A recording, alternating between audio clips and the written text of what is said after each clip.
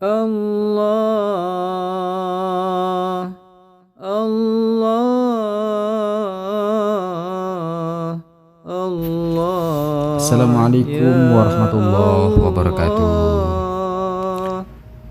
Hamdan wa syukran lillah, salatan wa salaman ala rasulillah, wala hawla wala quwata illa billah, amma ba'd.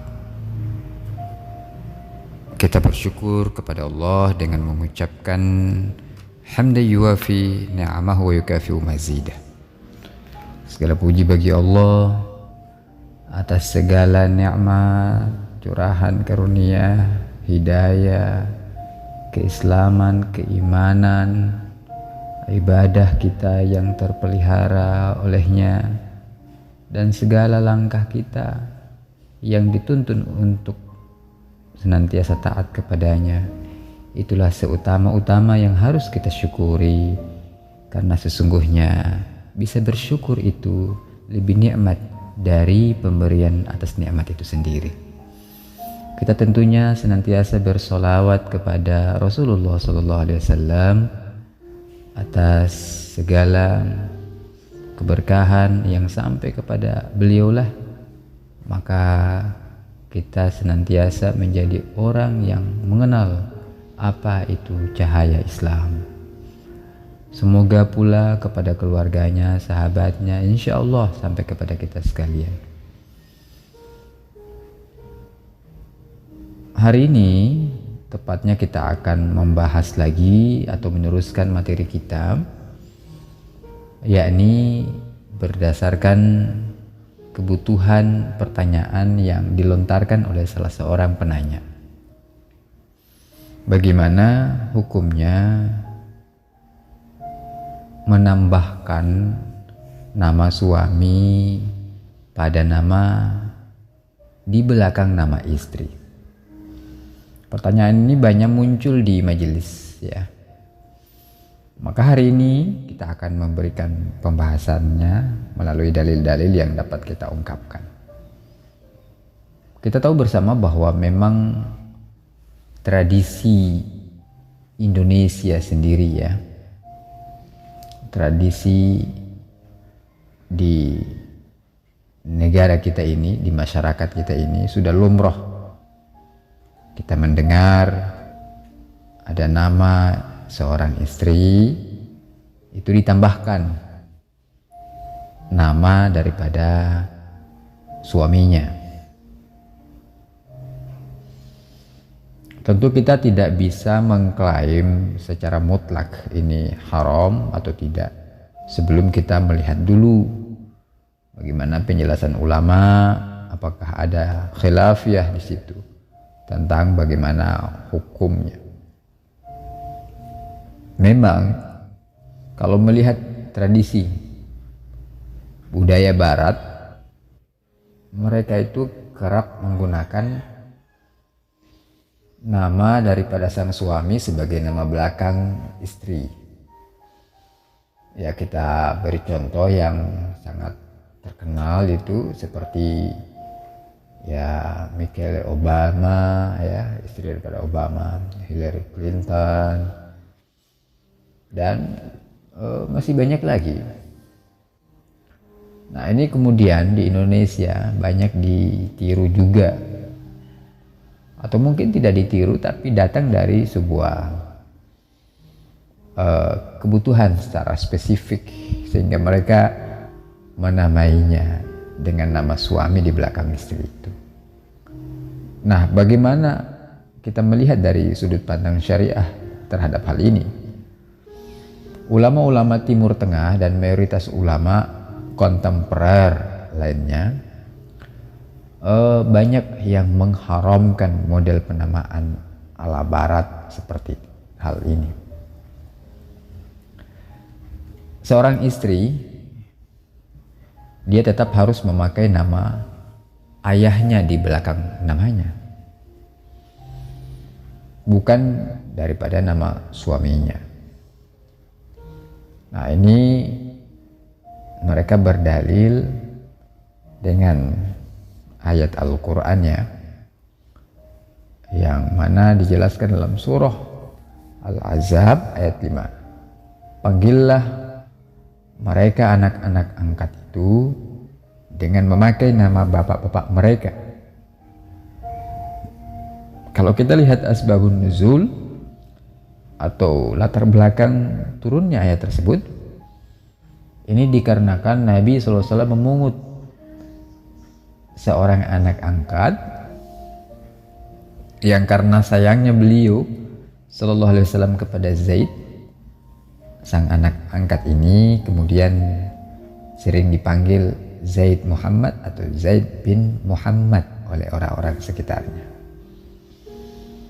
Maka turunnya ayat ini melarang penyebutan nama sedemikian.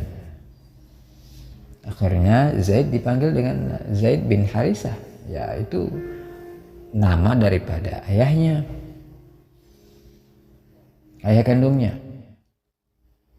Nah, ayat ini menegaskan urusan penamaan seseorang tidaklah main-main dalam Islam.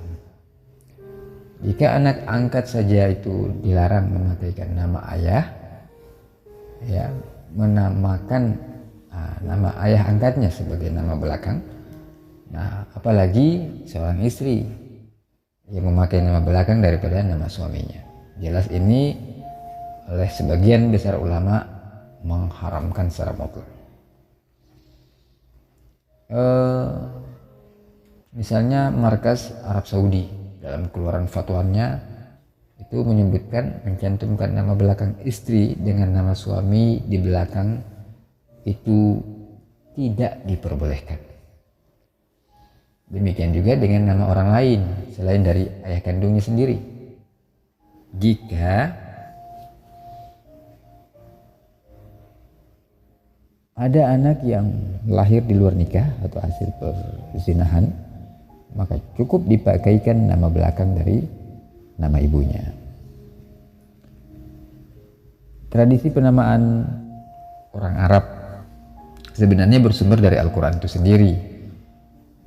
Kita lihat ya bagaimana firman Allah, panggillah mereka anak-anak itu dengan memakai nama bapak-bapak mereka, itulah yang lebih adil pada sisi Allah. Dan jika kamu tidak mengetahui bapak-bapak mereka, maka panggillah mereka sebagai saudara-saudaramu seagama dan maula-maulamu. Ini juga dalam surah Al-Ahzab ayat 5. Nah, tradisi ini berarti telah ada, tumbuh, juga berkembang bersama bangsa Arab. Bahkan sebelum Islam ini datang, sebelum Nabi Muhammad SAW diutus. Maka dalam Al-Quran Allah juga menyebut nama-nama dengan mengikut sertakan nama belakang daripada bapaknya. Misalnya Quran surah Al-Ahzab ayat 12 ya, ingatlah Maryam binti Imran yang memelihara kehormatannya. Jadi Maryam dipanggil dengan nama bapaknya di belakang namanya. Ia juga disebut oleh kaumnya dengan nama belakang ibunya kepada Isa ya. Jadi Nabi Isa itu karena dia terlahir tanpa ayah, maka dilekatkanlah nama ibu itu pada belakang namanya. Sehingga itu dalam Al-Quran kita sering mendengar Isa ibnu Maryam.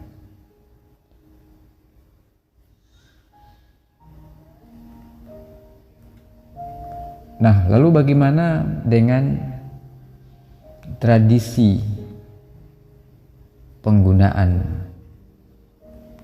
nama ini di belakang suami atas istri dalam pandangan sebagian ulama yang lain?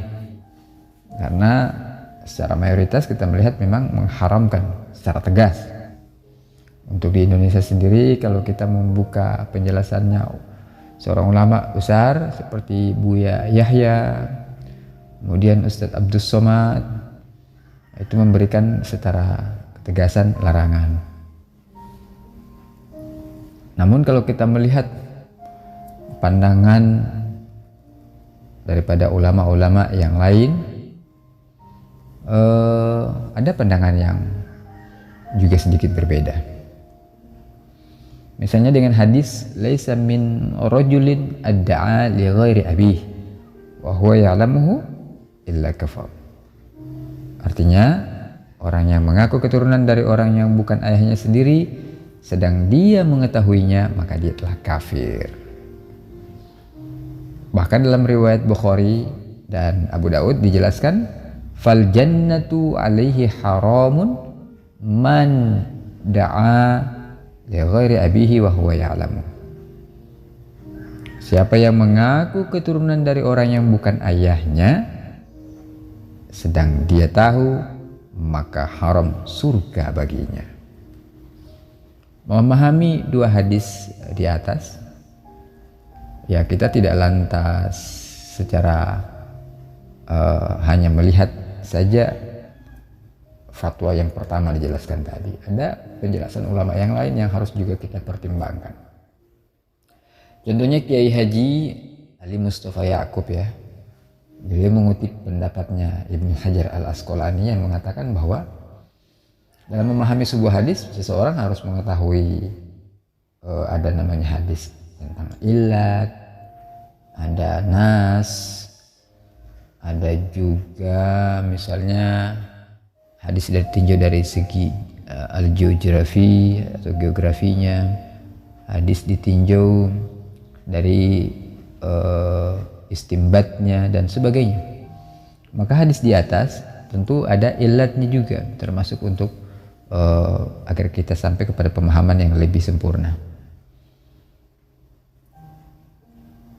Maka Ibnu Hajar Al-Asqalani ketika memberi penjelasan pada hadis ini, dia mengatakan bahwa yang dimaksud oleh hadis riwayat Bukhari di atas sebenarnya bukan untuk semua orang yang menambahkan nama orang lain setelah namanya, namun lebih spesifik kepada orang yang mengakui orang lain sebagai ayahnya. Dengan demikian yang dimaksudkan dalam hal ini adalah menasabkan diri dengan orang yang bukan ayah kandungnya. Artinya ada unsur kesengajaan mau merubah daripada nasabnya. Hal ini dilarang karena memang dia seolah-olah berkata bahwa Allah menciptakanku dari si fulan, ya, Allah menciptakanku dari air mani si fulan, dan hal ini otomatis kita telah berbohong atas nama Allah. Nah, hal ini kita lihat dari pendapat juga Ibnu Battal. Jadi ada dua ulama yang istilahnya itu mensyarah ya. Dia mensyarah kitabnya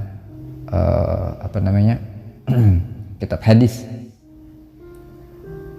baik itu Bukhari pun Muslim, itu ada pensyarahnya itu Ibnu Hajar Al-Asqalani maupun Ibnu Battal. Nah, beliau berdua menyatakan bahwa yang dimaksud dengan hadis di atas tidak semua orang yang namanya terkenal dengan tambahan nama orang lain, seperti menambahkan nama suami setelah nama istri, melainkan hadis tersebut ingin mengomentari budaya jahiliyah yang mengadopsi anak, dan anak tersebut dinasabkan kepada orang yang mengadopsinya. Jadi ada rentetan sejarah yang harus kita lihat di belakang. Oh, ini sebabnya. Jadi sehingga seolah-olah yang mengadopsi tersebut adalah ayah yang sesungguhnya, padahal bukan. Bahkan budaya jahiliyah tersebut pernah menimpa Rasulullah kan, yang saya sudah jelaskan tadi, namun dengan pandangan ulama berbeda fatwanya. Menurut ulama ini, Ibnu Hajar Al-Asqalani, masih ada beberapa orang yang dipanggil dengan nama bapak angkatnya, seperti Miqdad bin Al-Aswad. Jadi Miqdad bin Al-Aswad. Padahal kita tahu bersama bahwa ulama menjelaskan Miqdad bin Al-Aswad ini nama bapak kandungnya itu Amr bin Salabah, tapi dia dinisbatkan kepada Al-Aswad bin Al-Abdul bin Abdul Yawus Az-Zuhri, karena Al-Aswad adalah bapak angkatnya. Menurut Ibnu Hajar, hal ini boleh karena bukan untuk tujuan nasab, tapi untuk supaya secara spesifik dia dia ini bisa dikenal. Ya contoh kalau misalnya suami namanya itu dilekatkan di nama belakang istri. Lalu ada begitu banyak, sekian banyak yang punya nama Siti, Ibu Siti. Nah, Siti yang mana? Yang mana? Nah, supaya lebih, karena suaminya itu banyak yang kenal, sehingga dia lekatkan misalnya Siti Abdurrahman. Artinya Siti istrinya Abdurrahman. Bukan untuk dengan tujuan mengganti nasabnya, tapi untuk secara takrif supaya dia dikenal. Jadi secara mutlak ya, ada ulama yang tidak membolehkan. Namun kalau kita melihat daripada penjelasan ini, ada juga ulama-ulama yang tetap membolehkan atau memberikan kelonggaran untuk menggunakan nama suami di belakang nama istri. Yang penting bukan untuk mengganti nasab istri, tetapi hanya untuk ta'rif dalam bahasa dalam bahasa ilmiahnya. Namun yang disebut dengan ta'rif ini adalah untuk membedakan secara spesifik, secara khusus, bahwa ini istri Abdurrahman, bukan istri orang lain. Karena kalau disebut bapaknya nggak ada orang kenal gitu misalnya, lebih dikenal suaminya yang ada saat ini ketimbang kalau nanti disebut bapaknya yang mana, ya kan? Tapi kalau disebut istri suaminya, itu segera orang tahu, oh ya ini istrinya Abdurrahman. Jadi maka untuk hati-hatian ya, kita tentu memilih yang fatwanya tidak membolehkan. Namun jika pada situasi tertentu hal itu dirasa sangat diperlukan untuk menyebut nama seseorang yang secara spesifik untuk diperkenalkan, maka tidak masalah selama tujuannya bukan untuk merubah nasab. Demikian untuk penjelasan pada kesempatan kali ini. Semoga dapat kita ambil hikmahnya. Semoga semuanya kita dalam limpahan sehat walafiat dan tetap dalam keadaan istiqomah untuk mempelajari ilmu Allah. Demikian, wabillahi taufiq wal hidayah. Wassalamualaikum warahmatullahi wabarakatuh.